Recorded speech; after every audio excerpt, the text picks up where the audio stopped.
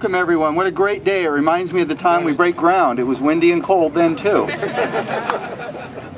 What you see is less than 9 months of construction. And we're not done, but it's already been amazing.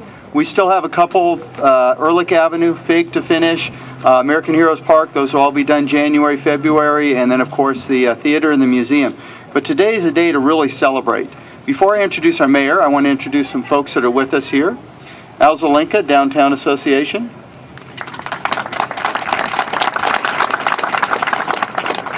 Merle McClendon of the Boulevard Association, president of the Boulevard Association, who have been amazing partners in this venture, amazing partners.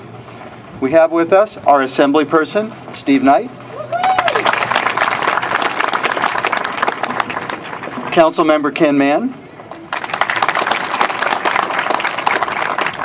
Council member Marvin Christ. And Vice Mayor Ron Smith. Now I'd like to introduce one of the driving forces behind this project, our mayor, Mayor R. Rex Parris.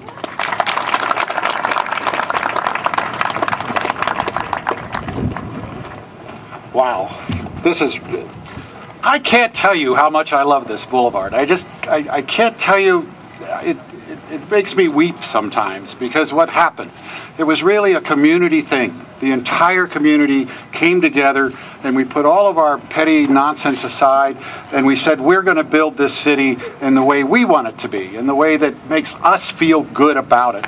And it was a collaborative effort of so many people, so that oftentimes don't get along. But for this, nobody was allowed to get in the way.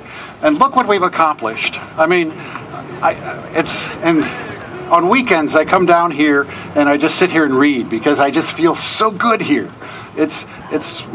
We've saved the city in many, many respects. We needed a center. We needed a place that represented the center of the city.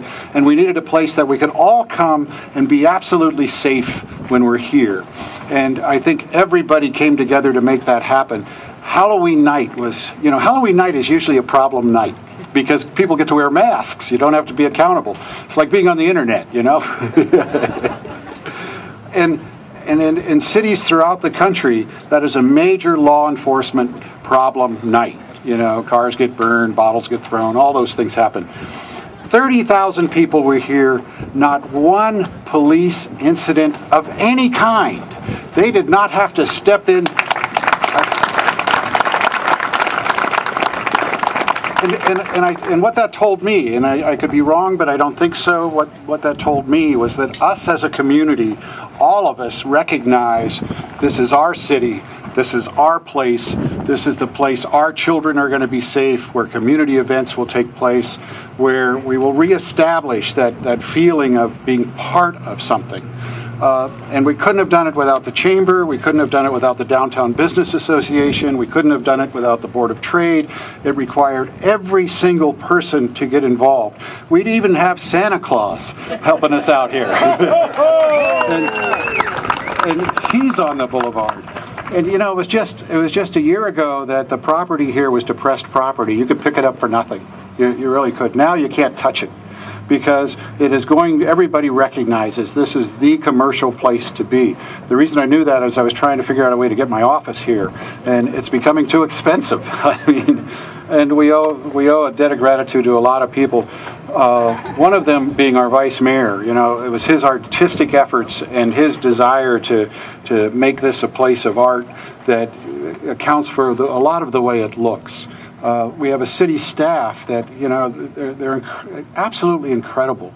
Economic redevelopment, the people in economic redevelopment were able to make this happen when they shouldn't have. Do you know, we've got people from all over the country coming to look at this, and the question is always the same. How could you do it at this time in the economic collapse? Nobody is doing this.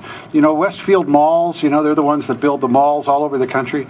They're now trying to seduce Scott Ehrlich away from us, because they recognize that this is where people are going. This is what people want. The idea of an enclosed mall has come and gone. And they're trying to get to the head of that, and they're trying to steal Scott away from us. Why do you think we named a street after him? We needed him to know this is where he's loved the most and this is where he should stay. And most of all, it's for these guys, our kids. You know, they're going to be able to grow up here and develop memories of the city that they grew up in and had fun at and did community events at, that has a good feel to it. And that wasn't necessarily the case just a year ago. I think we all owe ourselves, every one of us, a big round of applause to make this happen. And with that, you know, the guy who gets the least credit but does most of the work is our city manager. If he hadn't been totally committed to this project, you know, this was one of those deals that nothing got in the way of. We would not tolerate any interference whatsoever. If deals had to be made, we made the deals. If people had to be negotiated with, we negotiated right away. We didn't allow any obstacle to block the development. And, you know, we're on time. Now, Greg Haynes is the contractor that completed this on budget, on time. And there were people complaining that we shouldn't have used a local guy, that they weren't able to do it. You know, he proved them wrong. If there's one person we should call it the Greg Haynes Day, it's today. Thank you.